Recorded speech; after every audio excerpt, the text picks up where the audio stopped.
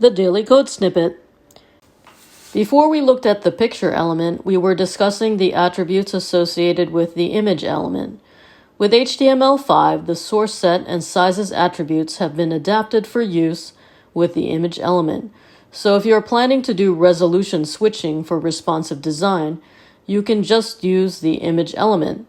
The picture element should be reserved for art direction.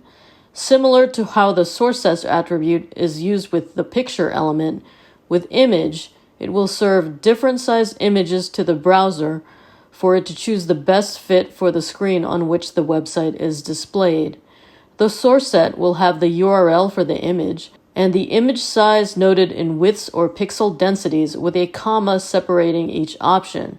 Just like with the picture element, you don't want to mix widths and pixel densities in the same source set statement.